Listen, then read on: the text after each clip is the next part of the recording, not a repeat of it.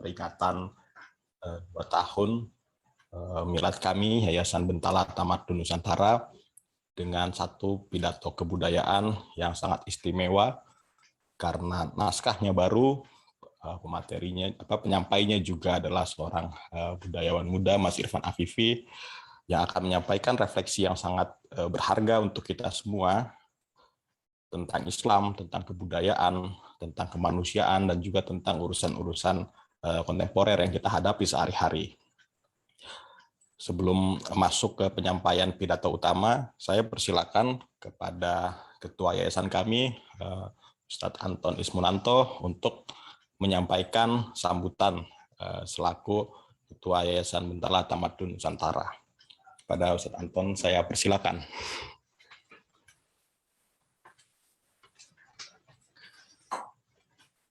Terserah mau hidup atau nggak ada masalah.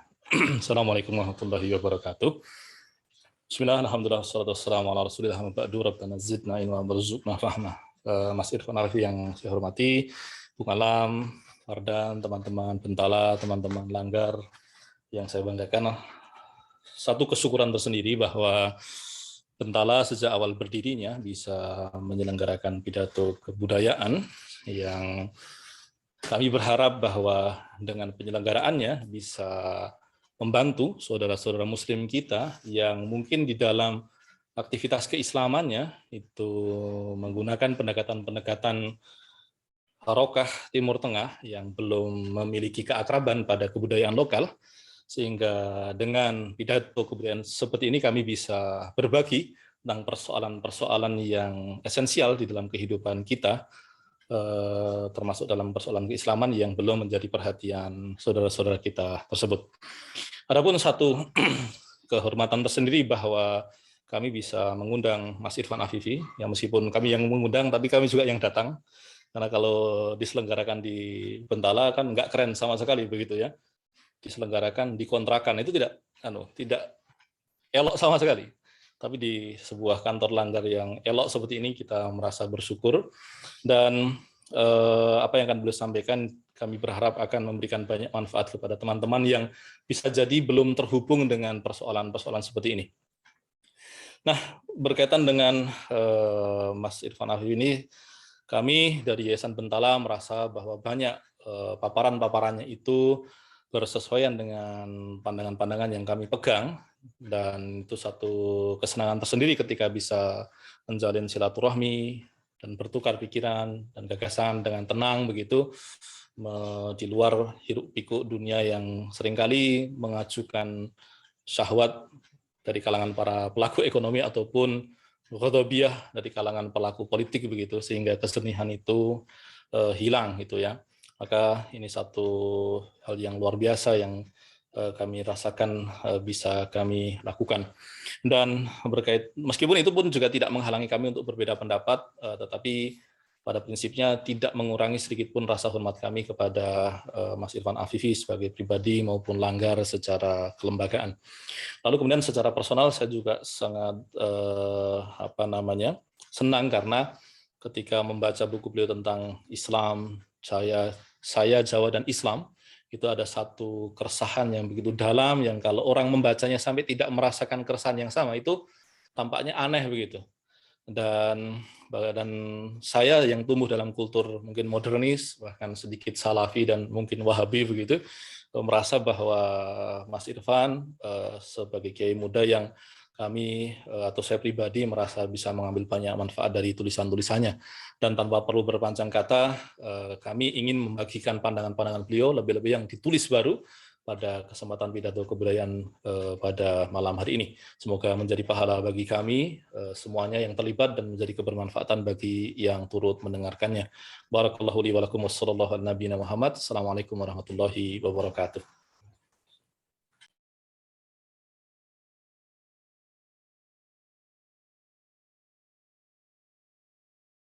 Terima kasih pada Ustadz Anton yang sudah mewakili kami secara kelembagaan untuk memberikan sambutan. Saya perlu memperkenalkan terlebih dahulu sosok dari Mas Irfan Afifi. Beliau alumnus dari Fakultas Filsafat UGM, menulis skripsi tentang Habermas dan sudah diterbitkan 2 kali di masa yang berbeda, tetapi kemudian beliau banyak menggali khazanah tasawuf di dalam sastra Jawa, dan salah satu hasil dari penggalian tersebut adalah buku yang menjadi latar dari tayangan hari ini, yakni Saya, Jawa dan Islam. Penggalian tersebut mengantarkan Mas Irfan Afifi pada satu refleksi yang sangat kaya tentang khazanah tasawuf Islam di dalam kebudayaan Jawa. Kita mungkin selama ini mengaitkan kebudayaan Jawa pada hal-hal yang tidak bersentuhan langsung dengan Islam, sehingga kita, sebagian dari kita, bahkan memusuhinya. Nah, Mas Irfan berhasil menunjukkan kuatnya pengaruh Islam sejak dahulu sampai hari ini, dan beliau menghidupkan kembali, memperkenalkan kembali pada pembaca modern yang lebih beragam, yang lebih ilmiah, tetapi juga dengan elaborasi yang baru dan refleksi ke depan. Nah, para pemirsa sekalian, inilah Mas Irfan Afifi.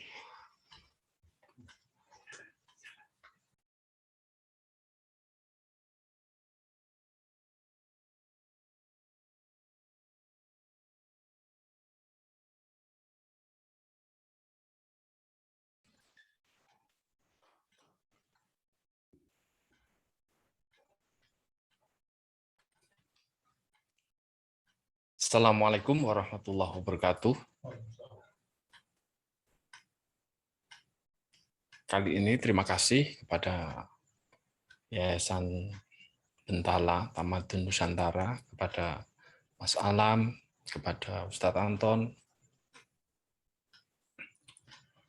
Alhamdulillah, alhamdulillahirabbil alamin, wassalatu ala rasulillahi ajmain. Berlaksa unggun budi syukur senantiasa tak putusnya kami langitkan kehadirat Allah Subhanahu wa taala. Juga sholawat serta salam semoga terus tercurah kepada junjungan kita Nabi Muhammad Rasulullahi ajmain. Juga saya haturkan beribu curahan rasa terima kasih kepada Yayasan Bentala, juga kepada Ustadz Anton, kepada Mas Alam, dan juga dengan memberi saya kesempatan yang sungguh berharga ini kepada kami ya, untuk menyamakan semacam pidato kebudayaan dalam rangka tasyakuran milad Yayasan Bentala Tamadun Nusantara kedua tahunnya. Saya sendiri sebenarnya untuk yang pertama tak benar-benar yakin apakah apa yang saya sampaikan ini bisa memenuhi tujuan dan maksud yang diharapkan panitia. Yang kedua, mungkin juga saya merasa tak terlalu pantas berdiri sebenarnya di hadapan hadirin sekalian, yakni dalam posisi menyampaikan serangkaian refleksi situasi kebudayaan mutakhir, apalagi terkait relasinya dengan Islam, yang sebenarnya sungguh jauh dari kapasitas saya yang saya merasa miliki. Saya tak benar-benar tahu kenapa panitia memilih dan menunjuk saya. Padahal betapa banyak jajaran tokoh senior hebat yang telah lebih dulu menggeluti dan melakukan kiprah nyata real dalam ranah ini. Semoga para hadirin, saya yang lancang ini dan terpaksa berdiri di hadapan hadirin ini bisa menjalankan tugas ini, dan semoga hadirin bisa memberi maaf dan permakluman. Hadirin yang terhormat, saya sekali lagi tak pernah setepatnya tahu apakah membincang kebudayaan dengan pengertian dan makna luas maupun peliknya, apalagi dalam realitas relasinya dengan Islam di era yang dikatakan sudah mulai menjelang ke penghujung Society 5.0 ini masih relevan. Atau barangkali sebaliknya, saking genting dan relevannya membincang kebudayaan dalam konteks yang paling mendasar dan dari kepelikan definisi dan cakupan maknanya, justru malah membuat kita benar-benar enggan untuk menilik lagi ranah ini. Lalu kita sisihkan serta kita kesampingkan istilah besar ini, atau bahkan kita kerutkan term besar kebudayaan ini sebagai sesuatu yang semata berpaut dengan masa lalu, tradisi, warisan adat, kesenian tradisional, benda-benda arsitektur kuno, juga warisan wejangan dan petitih moral para tetua atau sesepuh yang telah tergusur di pinggir modernitas yang tak lagi berkelindan dengan laju gerak komunikasi dan jejaring teknologi informasi digital yang secara faktual memang telah menyesaki ruang hidup kita hari-hari ini. Hadirin, bagi orang seperti saya yang dengan suka duka sering menenggelamkan diri dalam dan menekuni dan menggeluti apa-apa yang sering dikenal sebagai tradisi, kesusastraan lama, atau bahkan yang sering dicap sebagai feodal dan kuno itu, dengan tambahan pengetahuan saya terkait sufisme dan sedikit sejumput filsafat barangkali suara saya akan dianggap semacam sebentuk anakronisme yang tak lagi memiliki relevansi alih-alih gema. Kita telah mafhum kebudayaan dengan rentang cakupannya yang sebenarnya melingkungi keseluruhan hidup kita ini. Hari-hari ini tampaknya terlihat lebih cair, fluid, alias tak sepadat yang kita sangka dalam kondisi masa lalunya. Dalam jejaring dunia digital yang kita akrabi hari ini, sumber-sumber pengetahuan, cara memandang dunia, nilai-nilai, dan banyak hal yang ikut mengarahkan sistem perilaku dan kebiasaan praktik tindakan kita, alias dalam derajat tertentu yang turut membentuk secara lebih mendasar kepribadian dan karakter kita, sebagai sebuah semacam disposisi batin yang mengarahkan dan menuntun perilaku kita. Hari-hari ini saya kira mata air sumbernya bisa hadir dan datang dari aliran manapun. Ia lebih mirip gerak sentripetal dari sumber jejaring digital global yang mendrive sistem nilai dan perilaku anak-anak kita saat ini, atau bahkan di kemudian hari. Dan bahkan dalam skala kecepatan dan percepatan pertukaran informasi dan komunikasi yang mau tak mau secara ruang semakin meluas, merentang, atau bahkan mengglobal, yakni dalam rangkaian perjumpaan lintas batas suku, bahasa, umur, agama, pengetahuan, dan bahkan bangsa. Atau dalam skala waktu kita bisa melihat terjadi arus pergantian konsumsi informasi, pengetahuan, citra, visual, teks, icon, suara yang datang bergantian terus-menerus, berubah dan dengan kecepatan dan percepatan yang mencengangkan. Mungkin para orang tua hari ini seolah seperti menyerahkan dan memasrahkan anak-anak mereka pada aliran arus besar sungai digital global yang hempasan gelombangnya yang terus-menerus berganti baru dalam semesta arus pembentuk kebudayaan yang tak setepatnya kita tahu ujung muaranya mengalir kemana.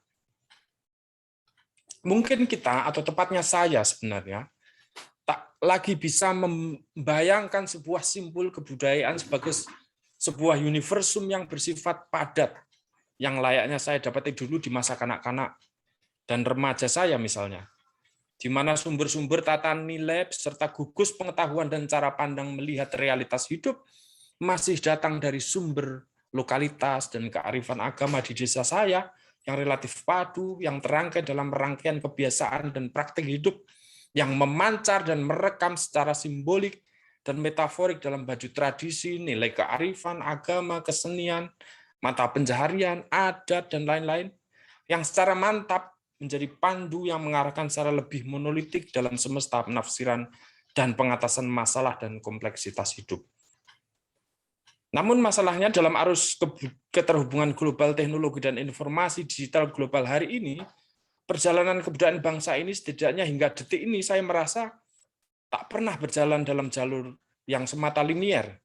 Ada patahan dan bahkan seperti yang disebut oleh Umar Khayyam sebagai keterbelahan, baik di level struktur pandangan dunia, individu, nilai-nilai maupun kebijaksanaan hidup, atau bahkan praktik kebiasaan hidupnya yang masih terekam dalam praktik tradisi adat, beserta nilai pengetahuan yang melembarinya, yang terus saja menginterupsi, yang secara sayup-sayup masih saja bergema secara lirih dalam pertemuannya dengan modernitas hidup yang telah membentuk tata kehidupan modern kita sebagai sebuah bangsa. Yakni seperti terekam dalam nilai demokrasi yang mengkerangkai kita hari ini sebagai negara bangsa. Sistem keilmuan sains yang sudah menubuh dalam sistem pendidikan formal kita, atau juga rasionalitas positif ilmiah yang relatif memandu sistem, tindakan, politik, ekonomi, kesehatan, tata pemerintahan, hingga level desa, setidaknya dalam bentuk wujud formalnya, atau juga bahkan hingga norma-norma modern yang mengatur kita dalam praktek kebiasaan relasi hidup sehari-hari, hingga nilai-nilai modern seperti emansipasi, HAM, gender, toleransi, multikulturalisme, sistem ekonomi kapitalisme, dan lain-lain, di mana prinsip-prinsip seruan moralnya sulit kita abaikan dan kesampingkan. Kita tahu nalar pandangan dunia agama beserta kearifan nilainya yang menubuh dalam tradisi dan kebiasaan yang dalam kasus Indonesia saya kira Islam punya sumbangsih nyatanya, yang juga dalam banyak hal sebenarnya berseberangan dengan nalar-nalar sains, rasionalitas modern. Masalahnya masih terus saja nalar-nalar itu hidup beriringan dan berdampingan, yang saya kira dalam derajat tertentu kadang berdiri secara vis-a-vis dengan spirit imperatif nalar ilmiah positif yang dibawanya, maupun spirit gerak maju ke depan atau progresivitas maupun linearitasnya, maupun aspek sekularisme sejarah yang dibawanya, seperti diandikan dalam tubuh dan prinsip modernitas itu sendiri. Tak aneh misalnya kita mendapati institusi pendidikan informal macam pesantren tradisional dengan skema timbunan pengetahuan yang melabrak aspek nalar ketat positivistik, saintifik maupun materialistiknya sains yang menjaga bangun formal peranata kelembagaan masyarakat modern kita masih saja bertahan. Ataupun kita juga bisa menyaksikan praktik-praktik penyelenggaraan tradisi maupun nilai-nilai kearifan yang masih terus saja memancar, meski terdengar sayup-sayup yang sekali lagi terus mewartakan gagasan pandangan dunia yang menyeru kepada dan mengarahkan orang kepada cara pandang kemanusiaan yang tak terpisah dari bingkai ketuhanannya. Alias pada saat bersamaan dia sebenarnya sedang berseberangan dengan prinsip humanisme sekuler, maupun cara pandangnya yang menawarkan bingkai kehidupan kemanusiaan yang tak semata memperlakukan alam sebagai objek eksploitasi, bahkan menempatkannya sebagai sesuatu yang sakral, yang memang dalam titik tertentu bertabrakan dengan prinsip rasionalitas instrumentalistik, materialistik, dan prinsip objektifikasi alam, seperti yang didengungkan dalam prinsip subjek gagasan individualisme yang menyanggah bangun modernitas. Hadirin sekalian, atau barangkali kita juga masih bisa menyaksikan dan merasakan bagaimana kearifan dan tradisi beserta nilai-nilainya yang terserap dalam dunia keseharian kita. Seperti gotong royong, kerukunan yang saya duga masih berakar kuat dalam struktur pandangan dunia lama tradisi dan nilai-nilai kearifan agama yang menubuh di dalamnya, masih saja menjadi penyangga bangun utama persatuan Indonesia kita misalnya. Alih-alih daripada nalar dorongan citizenship atas prinsip ketaatan hukum positif sebagai wajah pelembagaan nalar sains yang terselenggara di negeri modern ini. Atau barangkali penyelenggaraan dan perayaan tradisi yang terus saja masih diusahakan, diselenggarakan, yang dalam kasus Indonesia selalu saja tidak dipisahkan dari bangun struktur nilai-nilai agama yang membingkainya, maupun juga segudang perayaan pergelaran kultural informal, layaknya pengajian massal bernuansa kultural, pengajian majelis-majelis agama, pagelaran tradisi yang dalam skala kolosal masih berdenyut dan seolah berusaha mengelak dari ritme jam kerja masyarakat industrial, maupun kesadaran linier kosmologi positif yang digariskan, yang dituntut oleh kerangka produktivitas kerja modern maupun nalar pengejaran materialistiknya, alias menuruti langgam pencarian dasar kenyataan ontologi terkait realitas yang ditemukan di dasar kenyataan realitas semesta terdasar bernama materi. Dari sejak era polemik kebudayaan di tahun 1930-an, surat kepercayaan gelanggang 1950, atau geger manifest kebudayaan di tahun 1963, dan bahkan hingga era keterbukaan informasi hari ini, saya merasa kita sebagai bangsa tak pernah kunjung menemukan rumusan dan tawaran final atas keterbelahan kebudayaan kita. Antara di satu sisi ingin terus terhubung atau setidaknya masih terus dihantui, digelayuti, denyut tradisi masa lalu dan struktur pandangan dunia lama yang hingga hari ini masih terus-menerus bertahan dan bahkan masih menyangga bangun kedirian dalam gradasi tertentu bangsa ini. Atau di sisi yang lainnya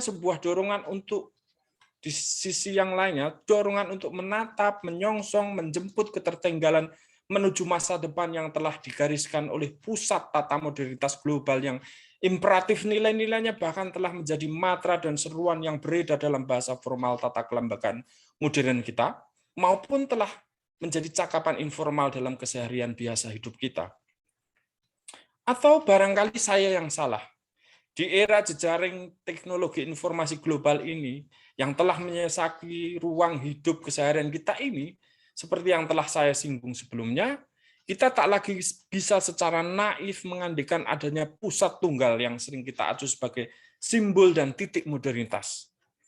Yang kita sering tunjuk batang hidungnya kepada negara Eropa atau masyarakat Eropa dan Amerika, di mana cahaya pusat modernitas itu bermula dan memendar secara sentrifugal merata kepada wilayah bagian lain di dunia.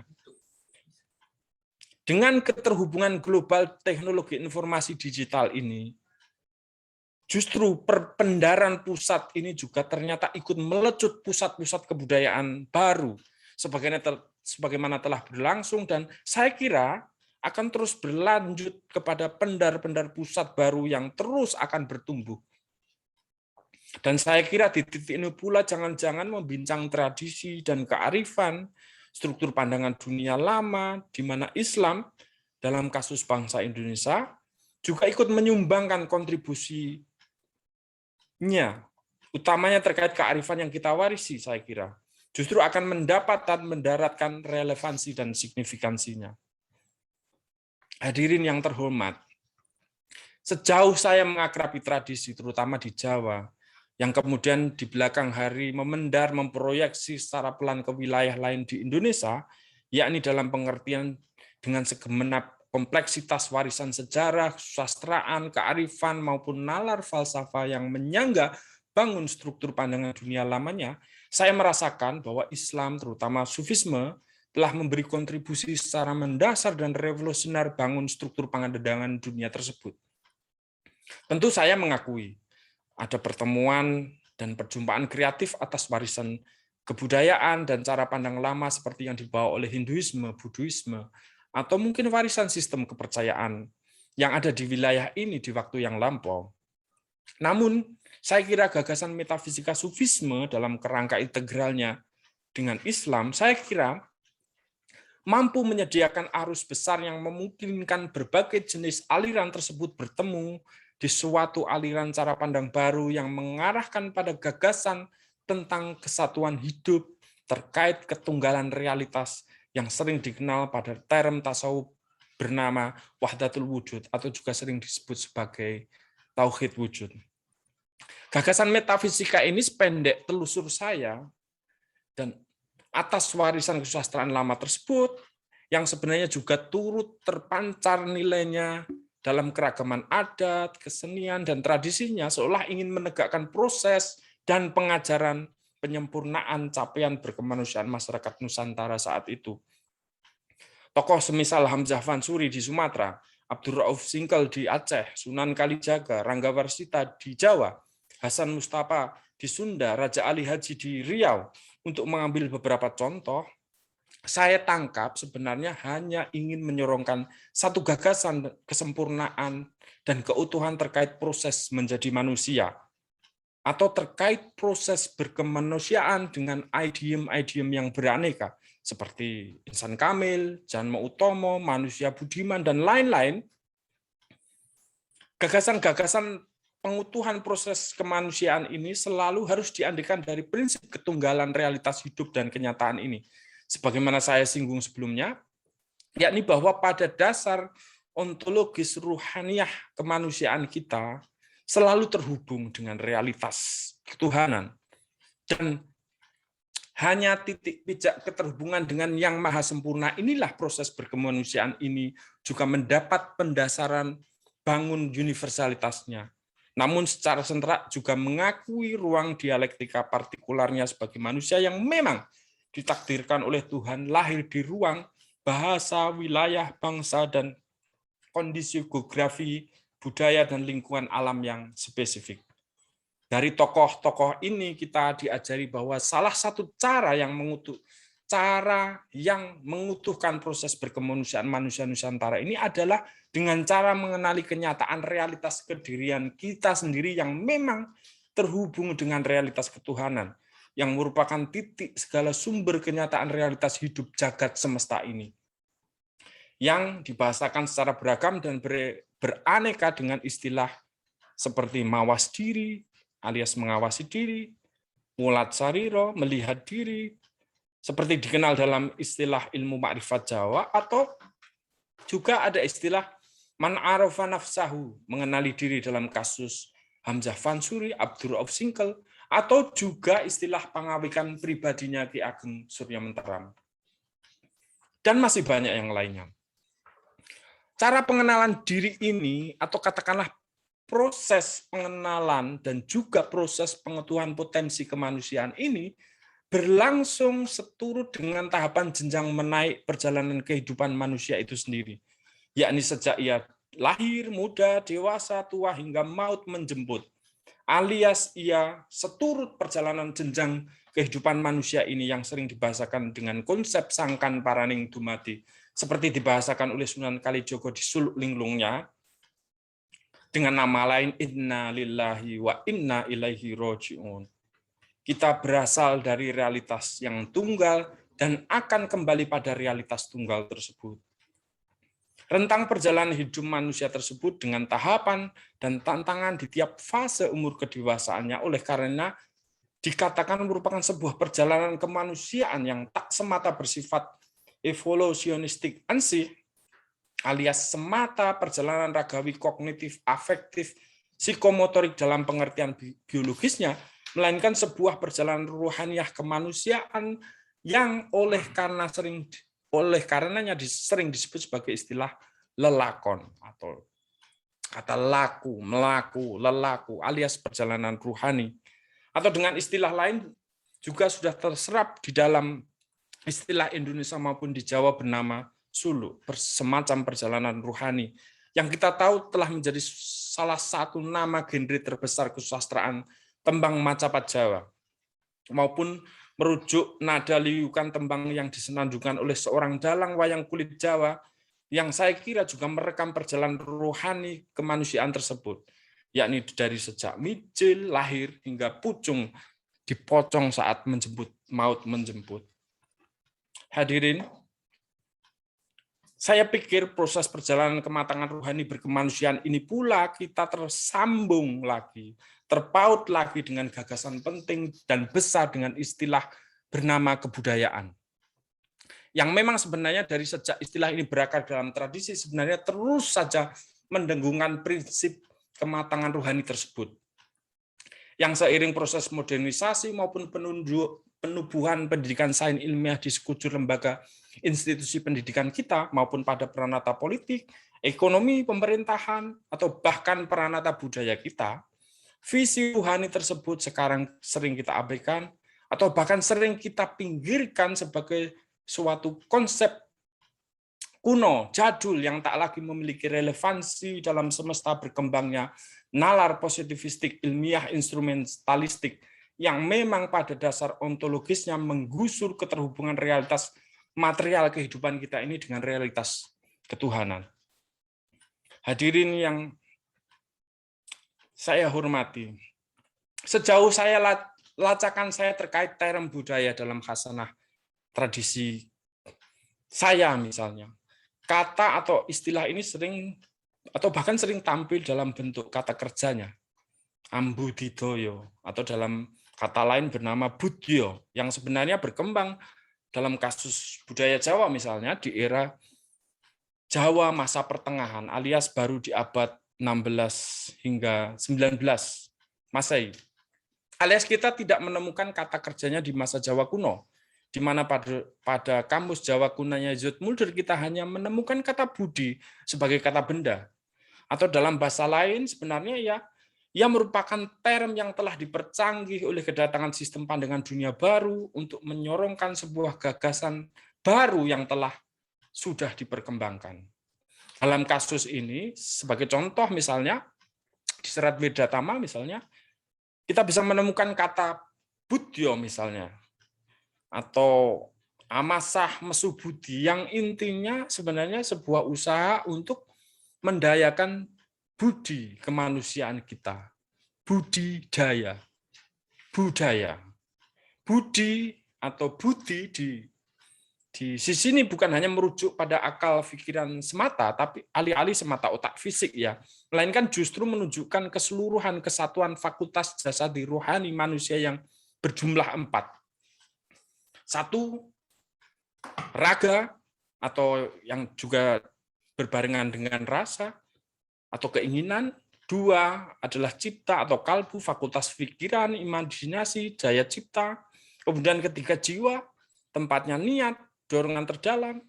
Yang keempat adalah rasa, fakultas estetik, dorongan empati moral yang terdalam. Jadi sebenarnya berbudaya atau berkebudayaan adalah merujuk pengertian di atas adalah mendayakan, mengembangkan, mengasah, mengolah potensi kemanusiaan kita yang berjumlah 4 tadi. Raga karsa, cipta, jiwa, dan rasa kita. Kita telah sering mengenal definisi budaya sebagai hasil cipta karsa rasa manusia sebagaimana dikatakan oleh Kunchara Ningrat misalnya.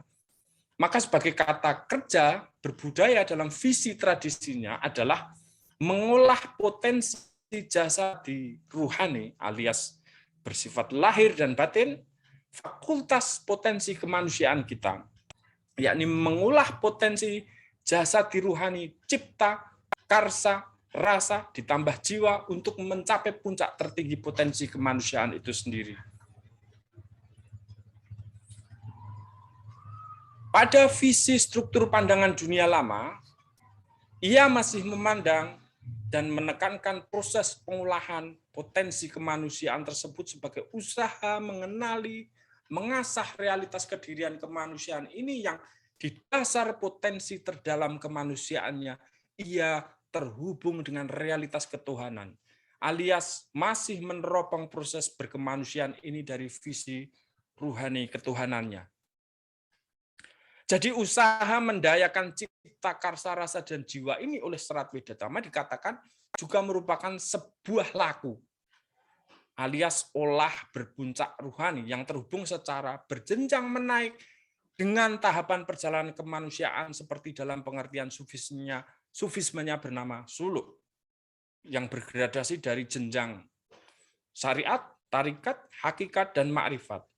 Atau bahkan dalam secara literal dikatakan bahwa olah budi atau mendayakan budi ini alias proses berbudaya ini dikatakan dengan term sembah raga, sembah cipta, sembah jiwa, dan sembah rasa.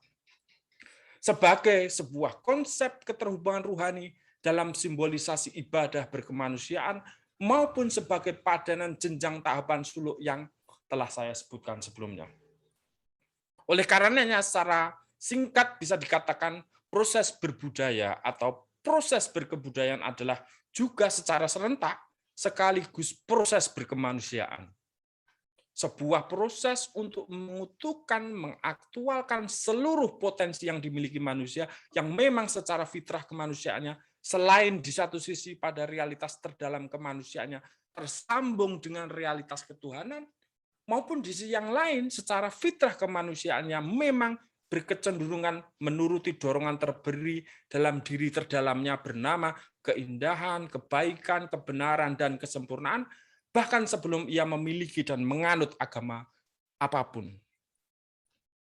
Tahapan mengolah potensi kemanusiaan tersebut alias berbudaya seperti digariskan dalam tradisi dimulai dari mengolah potensi dorongan kehendak dan raga serta pendisiplinan dorongan naturalnya dalam memperkembangkan skill kecakapan dalam berbahasa, berjalan, beradaptasi dengan peradaban material dan nilai yang terwarisi dan lain-lain, yakni melalui pandu awal terkait baik buruk, hitam putih yang menuntun perkembangan kedewasaan seseorang.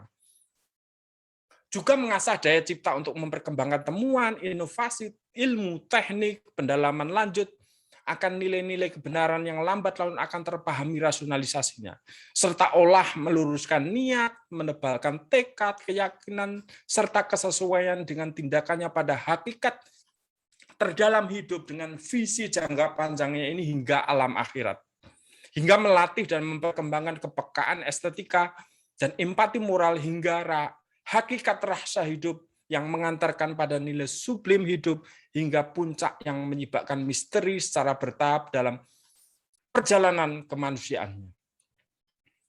Hadirin yang saya hormati, visi berkebudayaan sebagai proses berkemanusiaan seperti dijelaskan sebelumnya, oleh karenanya sebenarnya bisa menjadi simpul yang menjebatani dari prinsip-prinsip keagamaan terutama Islam yang wajahnya hari ini kita tahu di satu sisi menjauh dari proses berkemanusiaan yang seturut fitrah ruhaninya, atau di sisi yang lain menyatukan kembali prinsip agama yang juga telah terlanjur berdiri terpisah dari visi budaya atau proses berkebudayaan yang sebenarnya merupakan sesuatu yang inheren dalam bangun ajaran agama ini.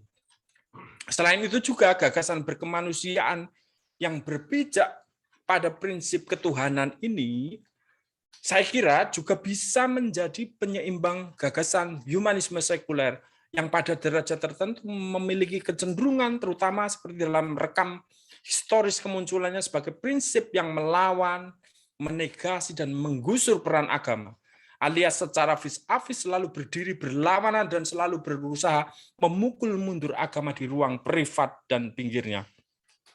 Juga sebenarnya ujung dari seluruh rangkaian kearifan yang sudah saya utarakan tadi, yakni terkait ikhwal proses berkemanusiaan atau proses berbudaya ini, saya rasa hanyalah ingin mengantarkan manusia Nusantara ini kepada capaian ulah budi tertingginya, alias sebenarnya merujuk kepada manusia yang mencapai budi puncaknya atau tercermin dari kata budiman, yakni seseorang dengan ketinggian akhlak dan budi pekertinya.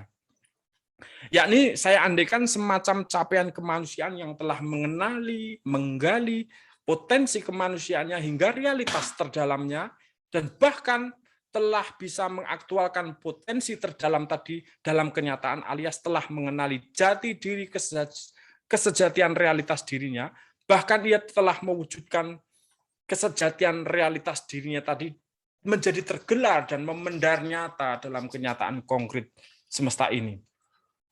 Alias telah menegakkan kedirian tersebut, alias menegakkan kedaulatan diri, yang pendaran kesejatian realitas terdalamnya tadi ikut menerangi semesta luas di sekelilingnya. Sebuah kualitas kemanusiaan yang telah mendiri, yang telah berhasil menegakkan dan berdaulat atas dirinya maupun telah bisa menyelaraskan cipta, karsa, rasa, dan jiwanya dalam rangka menebar rahmat bagi semesta seluruhnya. Mamangun hayuning bawono, rahmatan lil alamin. Penjelasan saya berkait proses berkebudayaan di atas, di mana manusia memperkembangkan potensi jasati hingga puncak potensi ruhani kemanusiaannya, yakni untuk menuruti dorongan fitrahnya ke arah kebaikan, kebenaran, keindahan, sebenarnya sungguh merupakan proses beragama itu sendiri. Sebagaimana dikatakan di dalam surat Ar-Rum ayat 30, di mana Islam hadir hanya ingin mengafirmasi dan membenarkan kejerungan fitrah dasar kemanusiaan tersebut. Dan bahkan Islam hanya merupakan pandu untuk mewujudkan fitrah kemanusiaan tersebut tergelar dalam realitas hidup. Dan oleh karenanya gerak berkemanusiaan seperti inilah yang dipandang sebagai agama yang lurus. Dinul qayyim, dzalikat dinul qayyim. Dalam visi ini, Islam sebenarnya adalah ajaran ikhwal proses berkemanusiaan, atau bahkan ia merupakan sebentuk ajaran proses berkebudayaan, olah potensi jasati ruhani kemanusiaan itu sendiri. Seseorang yang telah menundukkan, mengatasi, melampaui dorongan naturalnya, nature, alias dorongan nabati hewaninya, yakni mengatasi keterbelengguannya pada dorongan jasadiah material kemanusiaannya, alias telah melampaui fase kemanusiaan basariahnya, akan dengan sendirinya bisa meningkatkan dan mendayakan kualitas kemanusiaannya untuk capaian kebenaran, keindahan, dan kebaikan yang lebih tinggi dari dorongan fitrahnya, culture. Alias secara bertahap ia telah bisa memperkembangkan potensi kemanusiaan tertinggi puncaknya, alias capaian kemanusiaan pada level fase insaniahnya. Saya kira manusia seperti ini setelah berhasil mengenali realitas terdasar kediriannya, man arafa nafsah, dan bahkan telah mampu menggelar realitas terdasar itu memancar keluar, yakni dengan cara berperang dalam usahanya mengatasi kecenderungan natural tadi, dan berhasil memenangkan pertarungan tersebut dalam mengaktualkan potensi fitrah dorongan kemanusiaan luhur yang inheren di dalam dirinya, alias proses mengolah budi ruhannya. Saya kira pada dasarnya sebenarnya adalah manusia yang telah menegakkan kedaulatan dirinya. Alias ia telah bisa menegakkan alif kediriannya. Dan karenanya telah siap menjadi sumbu yang tegak, jumeneng, yang memancarkan rahmat bagi semesta seluruhnya. Khalifatullah, apapun agamanya, bagi siapapun.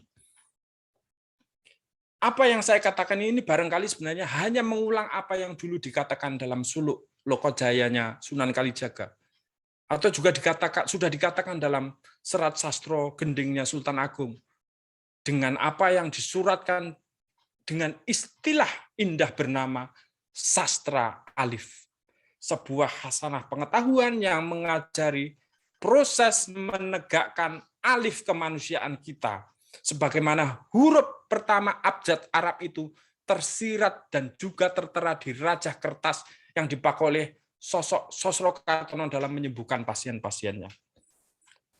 Nah, hadirin yang saya hormati, barangkali setelah uraian saya yang berlarat dan ngelantur tadi terkait proses berkebudayaan sebagai proses berkemanusiaan atau bahkan sebagai proses berketuhanan itu sendiri, kearifan yang saya kemukakan tadi semoga bisa memberi teropong baru bagi realitas kehidupan kita hari ini, yang saat ini memang telah secara faktual terhubung secara global melalui perangkat digital teknologi informasi yang hiruk pikuknya kita rayakan dengan gelegar euforia yang membuncah hari-hari ini.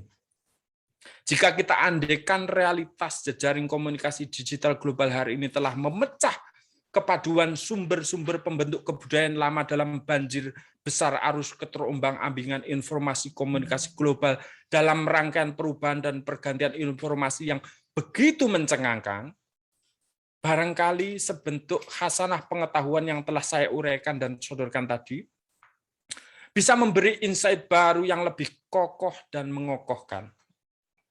Barangkali dalam jalur arus perubahan ini, strategi kebudayaan, katakanlah berskala nasional, tidak lagi seharusnya diarahkan semata pada pelestarian pada tingkat bentuk dan wujud wadah kekayaan kesenian dan tradisi kita semata, yang justru dalam kadar tertentu itu justru mengarah pada gerak involusi, melainkan juga harus bergerak mendinamisirnya seturut dengan logika perubahan dan ketersambungan global yang tak mungkin lagi dihindari. Maupun dalam bentuk canggihnya berusaha menyesap lagi, mengilmui kembali hasanah kearifan tadi untuk kebutuhan masa depan dalam arus keterbukaan kreatif yang menguatkan fondasi berkemanusiaan kita sebagai sebuah bangsa. Strategi kebudayaan oleh karena yang paling mungkin dilakukan adalah strategi pematangan diri kemanusiaan manusia Indonesia, di mana kearifan tradisi beserta struktur pandangan dunia agama yang terjalin indah di dalamnya akan menjadi salah satu alternatif dalam arus pertemuan, keterbukaan, dan dialog dengan arus pemikiran, informasi, bahkan ideologi dunia yang justru dalam prinsip keterbukaan dan prinsip kebebasan ini, saya yakin warisan kearifan tradisi yang sebenarnya masih menyangga bangun keindonesiaan ini akan tampak lebih istimewa. Justru dikarenakan oleh arus pertemuan dan pengenalan terhadap yang lain, yang dengan kekuatan tertentu akan menggeret proses berkebudayaan maupun proses berkemanusiaan manusia Indonesia yang tak melepaskan diri dari akar dan visi ruhani ketuhanannya. Dalam proses kita menjadi Indonesia, atau dalam kata lain dari sudut arah perjalanan kebudayaan bangsa Indonesia, warisan kearifan tradisi yang telah saya singgung yang sebenarnya saya kira masih merembesi struktur pandangan dunia masyarakat kita dalam derajat tertentu, saya kira bisa menjadi titik simpul ajaran hikmat kebijaksanaan yang menyorongkan kearifan akan arah pengenalan realitas terdasar kemanusiaan kita, mulat sariro, maupun sebagai pandu bagi proses berkemanusiaan manusia Indonesia yang masih bertopang dan bertumpu pada prinsip ketuhanan, sila pertama dan sila kedua, yakni sebagai sumber terdalam itu, prinsip ketuhanan kita.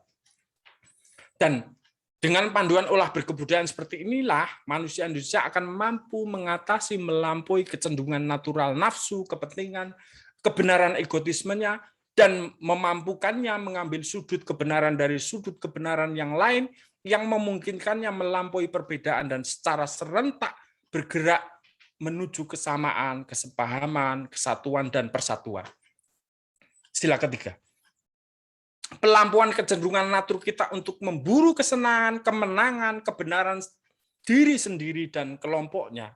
Ini harus diatasi dengan mekanisme permusyawaratan yang menyerutkan keinginan menang sendiri, benar sendiri, sekehendaknya sendiri dalam pandu hikmat dan kebijaksanaan dan kearifan yang telah melampaui sekaligus mempertinggi derajat dan jenjang kebenaran yang bersifat partikular, individu maupun kelompok tertentu yang akan mengantarkan pada kondisi adil bagi diri sendiri pada level individu dan yang merupakan prasyarat penting bagi keadilan bagi seluruh rakyat Indonesia. Hadirin yang saya hormati, ringkasnya dalam semesta keterumbang-umbang ambingan informasi komunikasi global yang katanya berada pada penghujung Society 5.0 ini, kearifan tradisi bisa membantu proses pematangan diri manusia Indonesia yang terus terhubung dengan akar yang menyangga bangun kediriannya, yang membantu proses pertumbuhan batang, ranting, daun pohon kemanusiaan manusia Indonesia kita, yang menjulang tinggi dalam pertemuan dialog kreatif dengan arus kebudayaan dunia yang akan mengukuhkan tegaknya alif kedirian manusia Indonesia, alias telah mendiri mencapai kedaulatan bangsa baik di ranah politik, ekonomi, dan kebudayaan kita yang sejatinya hanya merupakan pancaran rekam jejak proses keutuhan kita dalam proses menjadi manusia. Akhir kata, barangkali memang kebenaran itu mungkin tidak datang dari barat atau dari timur, tapi dia sebenarnya bisa menyapa siapapun yang tanpa letih memperkembangkan laku berkemanusiaan pada puncak tertinggi capaian kemanusiaan universalnya. Terima kasih.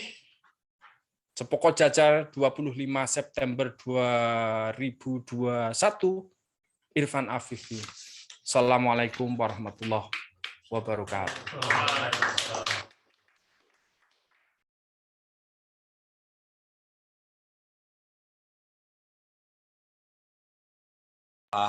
Refleksi buat kita semua, refleksi artinya itu bercermin.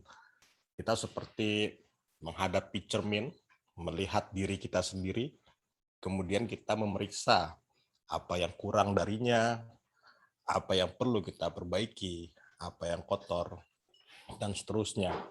Jadi kami menyiapkan pidato kebudayaan sebagai insya Allah satu kebiasaan ya, satu kebiasaan dari rangkaian acara ulang tahun Yayasan Bentala Tamadun Nusantara. Meski tahun lalu karena pandemi banyak situasi yang tidak memungkinkan kita untuk melakukan kegiatan semacam ini, hal tersebut ditiadakan. Tapi mulai tahun ini, semoga tahun-tahun depan keadaan senantiasa membaik, kita insya Allah akan terus menghasilkan kegiatan ini, pidato kebudayaan, mengundang nama-nama lain untuk berefleksi bersama-sama, menyampaikan naskah barunya. Nanti naskahnya akan kami bagikan baik di dalam grup yang sudah dibuat untuk membagikan tautan Zoom maupun melalui akun media sosial Yayasan Bentala. Sekali lagi saya ucapkan terima kasih kepada Mas Irfan dan juga teman-teman di langgar.co karena sudah membolehkan kami untuk hadir di sini. Kemudian Mas Irfan juga sudah menuliskan naskah yang cukup panjang, penuh wawasan, dan mungkin banyak hal baru yang kita peroleh dari penyampaian Mas Irfan tadi.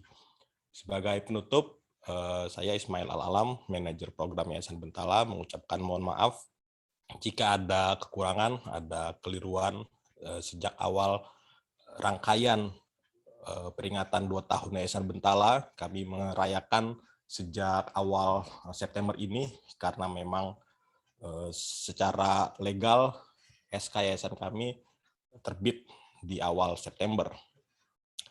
Insya Allah kita jumpa lagi di kegiatan Bentala selanjutnya, dan kami tetap berharap semua keadaan terus membaik sehingga kegiatan-kegiatan langsung seperti ini bisa kita selenggarakan, diskusi-diskusi, perjumpaan wajah yang mungkin tidak akan pernah tergantikan oleh kemajuan teknologi. Akhirul kalam, wassalamualaikum warahmatullahi wabarakatuh.